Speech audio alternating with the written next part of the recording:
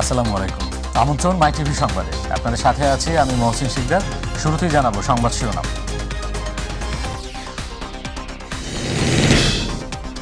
গাজীপুরের জয়দেবপুর রেল স্টেশনে দাঁড়িয়ে থাকা তেলবাহী ট্রেন ও যাত্রীবাহী কমিউটার ট্রেনের সংঘর্ষের ঘটনায় এখনও শেষ হয়নি উদ্ধার কাজ। আজ থেকে বাড়ল রেলের ভাড়া। রুট ভেদে বৃদ্ধি পেয়েছে 7 থেকে 9%। বাড়ছে কন্টেইনার পরিবহন ভাড়াও।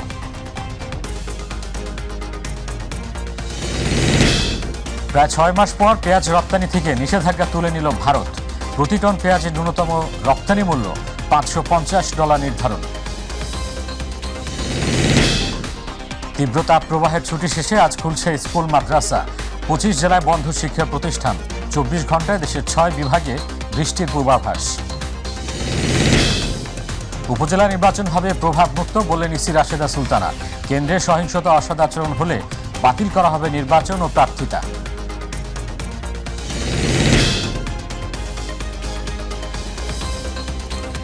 শুনছিলেন সংবাদ শিরোনাম। সংসদে এসাদাও থাকছে মাই টিভির সাপ্তাহিক আয়োজন মাইটেক।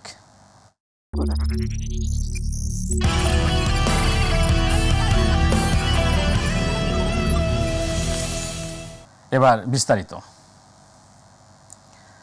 গাজীপুরের জয়দেবপুর স্টেশনে ছোট দেওড়া এলাকায় দাঁড়িয়ে থাকা তেলবাহী ট্রেন ও যাত্রীবাহী টাঙ্গাইল কমিউটার ট্রেনের সংঘর্ষের ঘটনায় এখনও উদ্ধার কাজ শেষ হয়নি। ঢাকা জয়দেবপুর রেলপথের একটি লাইন দিয়ে ট্রেন চলাচল করছে। গতকাল সকাল 10:50 এই সংঘর্ষের ঘটনার পর জয়দেবপুর স্টেশন দিয়ে ঢাকার সঙ্গে উত্তর পশ্চিম রেল লাইনে ট্রেন চলাচল প্রায় 2.5 ঘন্টা বন্ধ থাকে। বিকেলে রিলিফ ট্রেন ঘটনাস্থলে পৌঁছার পর উদ্ধার তৎপরতা শুরু হয়। রাতভর উদ্ধার অভিযানে তেলবাহী ওয়াগনের লাইনচ্যুত 5টি বগির মধ্যে 3টি অপসারণ করে পাশের স্টেশনে সরিয়ে নেওয়া হয়েছে। এদিকে জয়দেবপুরের ট্রেন দুর্ঘটনার জেরে আজও কমলাপুর স্টেশনে বেশিরভাগ ট্রেনের শিডিউল বিপর্যয় দেখা দিয়েছে।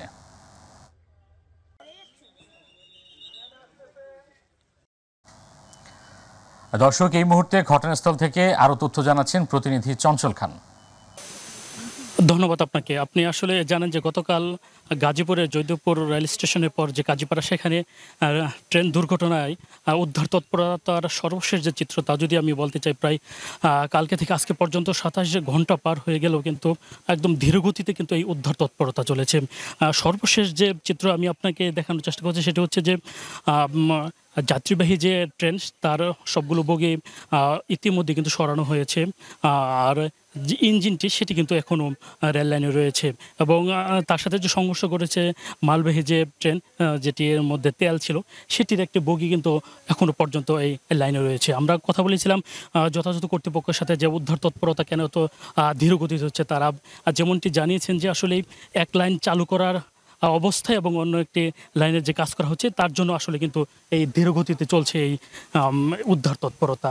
সর্বশেষ যে পরিস্থিতি আমি যদি বলতে চাই, তাহলে এখন পর্যন্ত যে উদ্ধার তৎপরতা সেটি কিন্তু আর কিছু সময় লাগবে। অর্থাৎ মালবাহী ট্রেন এবং যাত্রীবাহী ট্রেনের দুটি ইঞ্জিন কিন্তু এখন পর্যন্ত এই লাইনে রয়েছে। এই দুটি সরিয়ে ফেলে মোটামুটি রেল চলাচল স্বাভাবিক অবস্থায় ফিরে আসবে। এই ছিল গাজীপুর থেকে আমার থেকে সর্বশেষ রেল উদ্ধারের সর্বশেষ খবর। চঞ্চল খান, আপনাকে ধন্যবাদ। পদ্মাপাড়ের শিবচর ভাঙাসহ 5 জেলার মানুষের জন্য নতুন সুখবর যুক্ত হলো রেল যোগাযোগ ক্ষেত্রে। সকালে নতুন একটি কমিউটার ট্রেন উদ্বোধন করেন রেলমন্ত্রী জিল্লুল হাকিম। ট্রেনটি 12টার দিকে শিবচর স্টেশন থেকে ঢাকার কমলাপুর স্টেশনে ছেড়ে যায়। ট্রেনটি প্রতিদিন সকাল 7:15 ভাঙা স্টেশন থেকে ছেড়ে শিবচর স্টেশন, পদ্মা স্টেশন, পদ্মা সেতু ও মাওয়া স্টেশন হয়ে 9টার মধ্যে ঢাকার কমলাপুর পৌঁছাবে। এর আগে এই ট্রেনটি রাজবাড়ী থেকে ছেড়ে আসবে ভোর 5টায়। সন্ধ্যা 6টায় ট্রেনটি কমলাপুর থেকে আবারও একই রুটে ফিরে আসবে।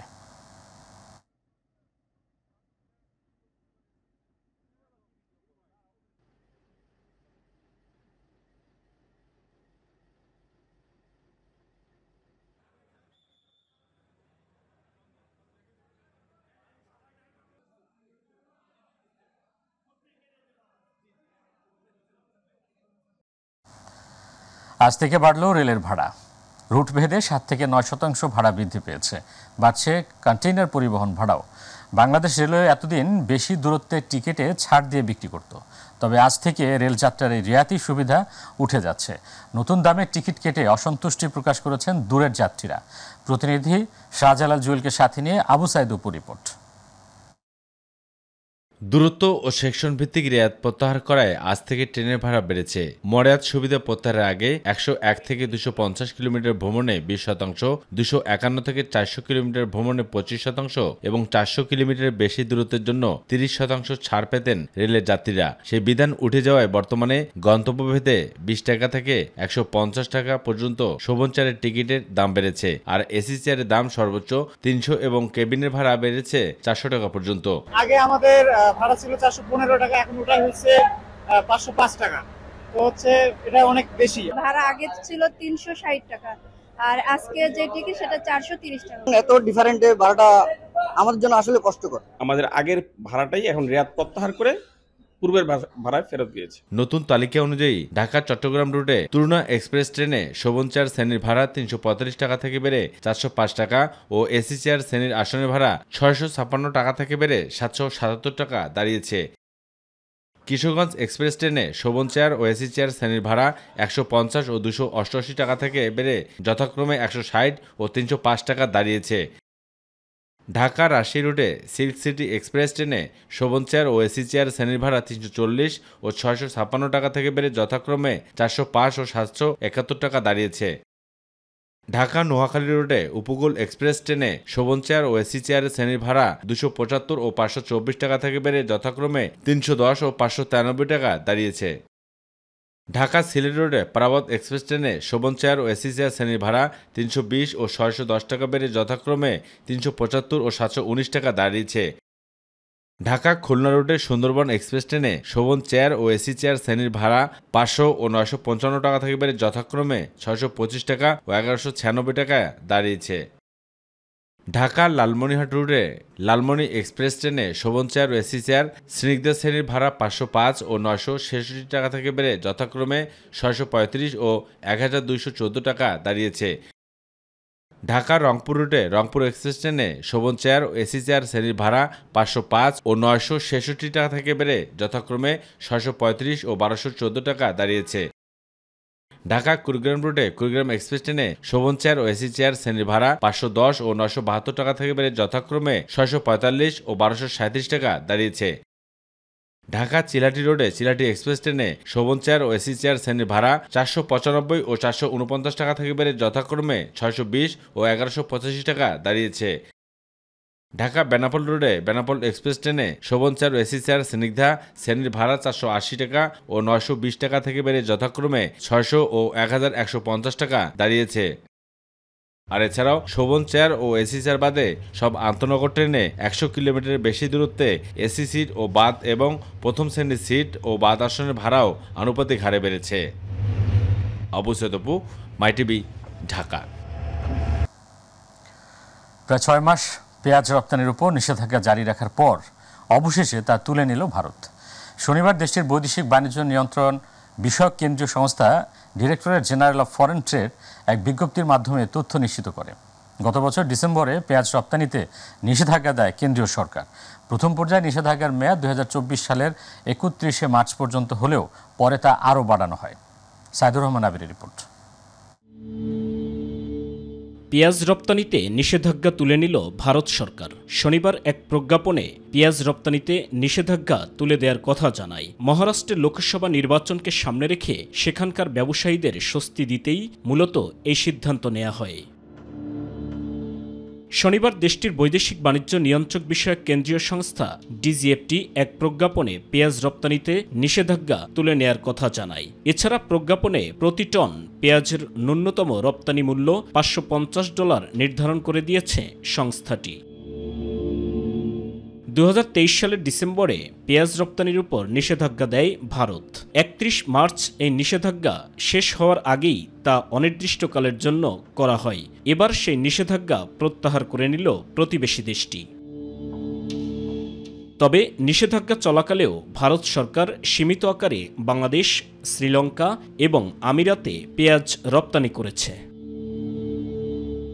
ভারতের বিশেষ করে মহারাষ্ট্রের পেঁয়াজ চাষি ও ব্যবসায়ীরা অনেক আগে থেকেই পেঁয়াজ রপ্তানির নিষেধাজ্ঞা প্রত্যাহারের দাবি জানিয়ে আসছে, কারণ রপ্তানিতে নিষেধাজ্ঞা দেওয়ার পরই তারা ক্ষতিগ্রস্ত হয়।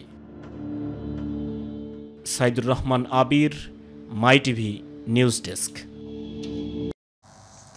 তীব্র তাপপ্রবাহের ছুটি শেষে আজ খুলেছে দেশের মাধ্যমিক ও উচ্চ মাধ্যমিক শিক্ষা প্রতিষ্ঠানগুলো। তবে গরমের কারণে কিছু জেলা শিক্ষা প্রতিষ্ঠান বন্ধ রাখার সিদ্ধান্ত নিয়েছে শিক্ষা মন্ত্রণালয়। শুক্রবার মন্ত্রণালয়ের বিজ্ঞপ্তিতে বলা হয়েছে, দেশের চলমান তাপদাহের কারণে খুলনা ও রাজশাহী বিভাগের সব জেলার, ঢাকা বিভাগের ঢাকা ও টাঙ্গাইল জেলার, চট্টগ্রাম বিভাগের চাঁদপুর জেলার এবং রংপুর বিভাগের রংপুর, কুড়িগ্রাম, নীলফামারী ও দিনাজপুর জেলার সব মাধ্যমিক স্কুল, কলেজ, মাদ্রাসা ও কারিগরি শিক্ষা প্রতিষ্ঠান আজও বন্ধ থাকবে। এসব জেলার বাইরে সব জেলা শিক্ষা প্রতিষ্ঠান আজ খোলা থাকবে। এছাড়াও দেশের প্রাথমিক বিদ্যালয়গুলো খুলবে আগামীকাল থেকে। আগামী 24 ঘন্টায় দেশের 6 বিভাগে বৃষ্টি হতে পারে বলে জানিয়েছে আবহাওয়া অধিদপ্তর। সংস্থাটি বলছে, রোববার থেকে দেশের প্রত্যেকটি বিভাগে বৃষ্টি হতে পারে, যা আগামী পরশুদিনও অব্যাহত থাকতে পারে। আবহাওয়া অফিস জানায়, আগামী 24 ঘন্টায় সিলেট বিভাগের কিছু কিছু জায়গায় এবং রংপুর, ঢাকা, ময়মনসিংহ, বরিশাল ও চট্টগ্রাম বিভাগের 2-1 জায়গায় অস্থায়ীভাবে দমকা অথবা ঝোড়ো হাওয়াসহ বৃষ্টি অথবা বজ্রসহ বৃষ্টি হতে পারে। সেই সঙ্গে কোথাও কোথাও বিক্ষিপ্তভাবে শিলাবৃষ্টিও হতে পারে। এছাড়া দেশের অন্যত্র অস্থায়ীভাবে আংশিক মেঘলা আকাশসহ আবহাওয়া প্রধানত শুষ্ক থাকতে পারে। 24 আওয়ার্সের মধ্যে সিলেটের কিছু কিছু জায়গায়, তাছাড়া চট্টগ্রাম, ঢাকা, বরিশাল, ময়মনসিংহ এবং রংপুরের 2-1 জায়গায় বৃষ্টিপাতের সম্ভাবনা রয়েছে। তবে রাত 12টার পরে বৃষ্টিপাতের তীব্রতা একটু বৃদ্ধি পেতে পারে।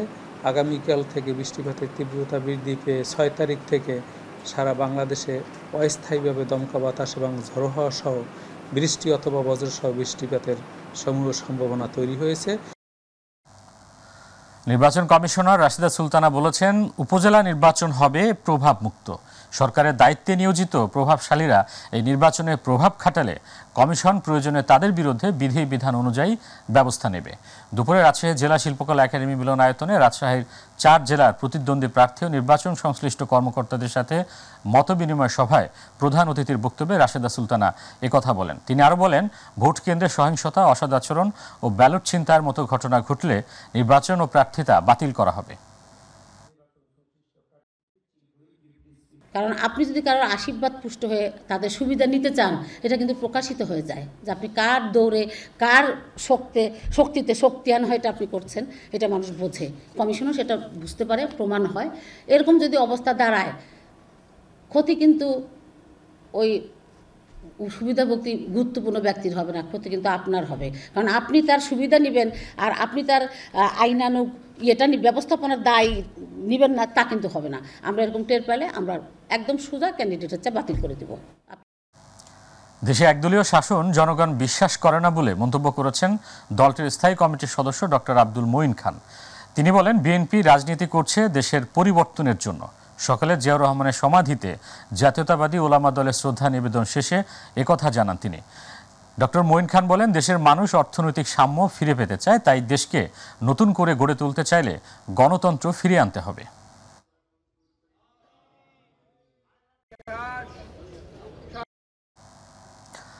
ঢাকা চট্টগ্রাম মহাসড়কের মুন্সিগঞ্জের গজারিয়ায় সড়ক দুর্ঘটনায় একই পরিবার 3 জন নিহত হয়েছেন।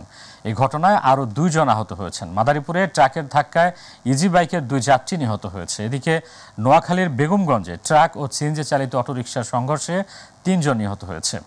HM হামিমের রিপোর্ট। নোয়াখালীর বেগমগঞ্জে ট্রাক ও সিএনজি চালিত অটোরিকশার সংঘর্ষে 4 জন নিহত হয়েছে।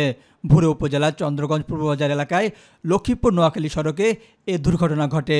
পুলিশ জানায়, যাত্রীবাহী সিএনজি লক্ষ্মীপুর থেকে বেগমগঞ্জের দিকে যাওয়ার সময় বেগমগঞ্জের চন্দ্রগঞ্জ পূর্ব এলাকায় পৌঁছালে ট্রাকের সাথে মুখোমুখি সংঘর্ষ হয়। দুর্ঘটনায় সিএনজি চালক সহ 4 জন নিহত হয়। ঢাকা চট্টগ্রাম মহাসড়কের মুন্সিগঞ্জের গজারিয়া সড়ক দুর্ঘটনায় একই পরিবারের 3 জন নিহত হয়েছে। এই ঘটনায় আরও 2 জন আহত হয়েছে। গজারিয়া হাইওয়ে পুলিশ ফাঁড়ির ইনচার্জ জানিয়েছে, রাত 1:30টার দিকে প্রাইভেট কারটিকে একটি কাভার্ড ভ্যান পেছন থেকে ধাক্কা দেয়। এ সময় কারটি রাস্তার পাশে খাদে পড়ে যায়। এতে ঘটনাস্থলে 3 জন নিহত হন। মাদারীপুরে ট্রাকের ধাক্কায় ইজিবাইকে 2 যাত্রী নিহত হয়েছে। এ ঘটনায় আহত হয়েছে আরও 3 জন। সকালে শ্রীনদী রাজ্যের আঞ্চলিক সড়কের রাজ্যের উপজেলার বদরপাশা ইউনিয়নের কাঠালিয়া এলাকায় এ দুর্ঘটনা ঘটে। প্রত্যক্ষদর্শীরা জানায়, সকালে নিজ বাড়ি থেকে ইজিবাইক যুগে রাজ্যে যাচ্ছিল কয়েকজন যুবক। এ সময় বিপরীত দিক থেকে আসা একটি ট্রাকের সাথে ধাক্কা লাগায় ঘটনাস্থলেই 2 জন মারা যান। গাজীপুরের শ্রীপুরে ট্রাক ও পিকআপের সংঘর্ষে 2 নির্মাণ শ্রমিক নিহত হয়েছে। এ ঘটনায় আরও 11 নির্মাণ শ্রমিক আহত হয়েছে। শ্রীপুর ফায়ার সার্ভিসের স্টেশন অফিসার জানান, ভোরে একটি পিকআপ করে মিক্সার মেশিন ও 13 শ্রমিক ডালার কাজে শ্রীপুর থেকে মনা যাচ্ছিলেন। পিকআপটি শ্রীপুর মাওনা আঞ্চলিক সড়কের ভাংনাহাটি পৌঁছালে একটি ড্রাম ট্রাক তাদের চাপা দেয়। এতে পিকআপ উল্টে শ্রমিকরা মিক্সার মেশিনের নিচে চাপা পড়ে। ঘটনাস্থলে রাসেল মিয়া নিহত 12 জনকে উদ্ধার করে শ্রীপুর উপজেলা স্বাস্থ্য কমপ্লেক্সে নেওয়া হলে কর্তব্যরত চিকিৎসক আবু সুফিয়ানকে মৃত ঘোষণা করেন। SM হামিম, মাই টিভি। নিয়ম নীতির তোয়াক্কা না করে মেহেরপুরের গাংনীতে যেখানে সেখানে বিক্রি হচ্ছে গ্যাস সিলিন্ডার, ফলে প্রায় ঘটছে দুর্ঘটনা, ঝরছে প্রাণ। উপজেলা প্রশাসন বলছে বিষয়টি খতিয়ে দেখা হবে এবং নেওয়া হবে আইনগত ব্যবস্থা। প্রতিনিধি মাসুদ রানার রিপোর্ট, জানাচ্ছেন শামস তাবরিজ উচ্ছ্বাস। যত্রতত্র নিয়মনীতির তোয়াক্কা না করেই প্রখর রোদের মধ্যে এভাবেই ছড়িয়ে ছিটিয়ে পড়ে রয়েছে গ্যাস সিলিন্ডার। এমন দৃশ্য মেহেরপুরের গাংনী উপজেলার বিভিন্ন দোকানের। শুধু উপজেলা শহরে নয়, প্রত্যন্ত গ্রামের দোকানগুলোতে এভাবেই ঝুঁকি নিয়ে গ্যাস সিলিন্ডার বিক্রি করছেন দোকানিরা। এ ধরনের গ্যাস সিলিন্ডার বিক্রি করতে বিস্ফোরক অধিদপ্তর ও ফায়ার সার্ভিসের অনুমতি নেওয়ার কথা থাকলেও বেশিরভাগ ব্যবসায়ীরই নেই অনুমতিপত্র। প্রখর রোদ ও খোলা আকাশের নিচে এভাবে গ্যাস সিলিন্ডার পড়ে থাকায় আতঙ্কিত ব্যবসায়ী ও পথচারীরা। তারা বলছে, যে কোনো সময় ঘটতে পারে বড় ধরনের দুর্ঘটনা। 100% ঝুঁকির মধ্যে, আমরা যে কোনো মুহূর্তে ওটা বাস্ট করতে পারে। আপনারা যদি এই তাপমাত্রায় গ্যাস সিলিন্ডারগুলো বাইরে রাখেন, যে কোনো সময় যে কোনো দুর্ঘটনা ঘটতে পারে। গ্যাস সিলিন্ডার পাশ দিয়ে যাচ্ছে, একটা সময় কোনো অঘটন ঘটে গেলে সেটা বড় একটা ক্ষতির দিক আমি মনে করি। 43 ডিগ্রি সেলসিয়াস তাপমাত্রার ভিতরে বিস্ফোরণ হলে সমস্ত দোকানদারের অসুবিধা, মানুষজনের চলাফেরা করার অসুবিধা। বিক্রেতারা যাতে লাইসেন্স বিহীন যেখানে সেখানে রেখে গ্যাস সিলিন্ডার বিক্রি না করে। কেবলমাত্র লাইসেন্সপ্রাপ্ত ব্যবসায়ীরা সুরক্ষা ব্যবস্থা ও দপ্তরের অনুমতি নিয়ে দাহ্য পদার্থ বিক্রি ও মজুত করতে পারে। তবে কেউ যদি অবৈধভাবে গ্যাস সিলিন্ডার বিক্রি করে তাদের বিরুদ্ধে ব্যবস্থা নেওয়া হবে বলে জানিয়েছে উপজেলা প্রশাসন। বিভিন্নভাবে দোকানপাট গড়ে উঠেছে, যারা কোনোভাবেই লাইসেন্স গ্রহণ করে না এবং অপ্রত্যাশিতভাবে তারা দোকানপাট এবং তাদের ব্যবসা প্রতিষ্ঠান পরিচালনা করছে। এই ধরনের লাইসেন্স ব্যতীত যদি কেউ এই কাজ করে থাকে বা কোনো ধরনের গ্যাস সিলিন্ডার বিক্রি করে থাকে, আমরা যথাযথভাবে তদারকির মাধ্যমে তাদেরকে আইনের আওতায় নিয়ে আসবো। অগ্নি নিয়ন্ত্রণ সুরক্ষা ও প্রত্যয়নপত্র ছাড়া অবাধে গ্যাস সিলিন্ডার বেচাকেনা বন্ধে কার্যকর পদক্ষেপ চান এলাকাবাসী। শামস তাবরিজ উচ্ছ্বাস, মাই টিভি নিউজ ডেস্ক। আর সামাজিক যোগাযোগ মাধ্যম দীর্ঘ 53 বছর পর এক করে দিল হারিয়ে যাওয়া মা ও তার প্রিয় 2 সন্তানকে। 1971 সালে স্বাধীনতা যুদ্ধের সময় ঘটে এই বিচ্ছেদের ঘটনা। ফেসবুকের সূত্র ধরে 2 বছর আগে নিজেদের সন্ধান মিললেও বিভিন্ন জটিলতা কাটিয়ে অবশেষে পাকিস্তান থেকে সন্তানের কাছে ছুটে আসেন মা। আতিকুর রহমান তিতাসের রিপোর্ট। দীর্ঘ প্রতীক্ষার পর মায়ের দেখা পেলেন উম্মে মুরসেলিনা। মহান মুক্তিযুদ্ধের সময় হারিয়ে যান তার মা চমনারা। 53 বছর পর দেশে ফিরলেন চমনারা। শুক্রবার রাত 9টার কিছুটা আগে একটি ফ্লাইটে ঢাকার শাহজালাল আন্তর্জাতিক বিমানবন্দরে অবতরণ করেন তিনি। মাকে কাছে পেয়ে আপ্লুত হয়ে পড়েন উম্মে মুরসেলিনা। মায়ের সাথে বুকে বুক মিলিয়ে হৃদয় শান্ত করেন মেয়ে। এ সময় বিমানবন্দরে ছিলেন পরিবারের অন্য সদস্যরা। তখন তাদের মধ্যেও পুনর্মিলনীর আনন্দ ছড়িয়ে পড়ে। বহুকাল আগের সব কথা মনে নেই দেশে ফেরা চমনারার, তবে নারী ছেঁড়া ধনকে বুকে পাওয়ার অনুভূতি সাক্ষী দিচ্ছিল অশ্রু সজল চোখ।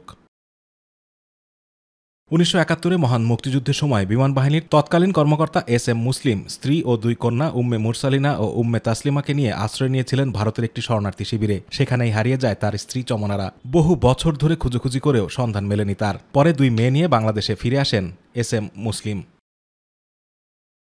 বহু বছর পরে ফেসবুকে উম্মে মুরসালিনাদের ছোটবেলার ছবি পোস্ট করেন তার মেয়ের জামাই জাহিদ হোসেন নিটুল। খোঁজ করতে থাকেন হারিয়ে যাওয়া নানি শাশুড়িকে। এটি দেখে সে ছবি পাকিস্তানের বিভিন্ন পেজ ও গ্রুপে পোস্ট দেন দেশটির বিখ্যাত কন্টেন্ট ক্রিয়েটর ওয়ালিউল্লাহ মারুফ। সেই সূত্রে 2022 সালে সন্ধান মেলে চমনারার।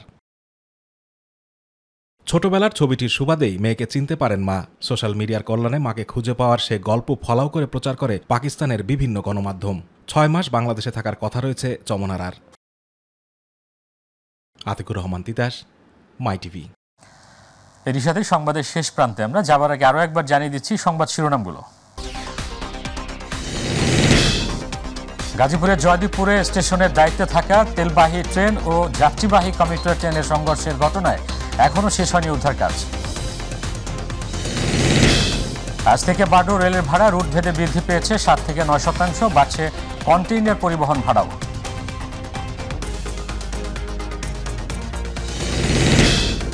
প্রায় 6 মাস পর পেঁয়াজ রপ্তানি থেকে নিষেধাজ্ঞা তুলে নিল ভারত। প্রতি টন পেঁয়াজের ন্যূনতম রপ্তানি মূল্য $550 নির্ধারণ। তীব্র তাপপ্রবাহের ছুটি শেষে আজ খুলছে স্কুল মাদ্রাসা। 25 জেলায় বন্ধ শিক্ষা প্রতিষ্ঠান। 24 ঘন্টায় দেশের 6 বিভাগে বৃষ্টির পূর্বাভাস। উপজেলা নির্বাচন হবে প্রভাবমুক্ত বললেন ইসি রাশেদা সুলতানা। কেন্দ্রের সহিংসতা ও অসদাচরণ হলে বাতিল করা হবে নির্বাচন ও প্রার্থিতা।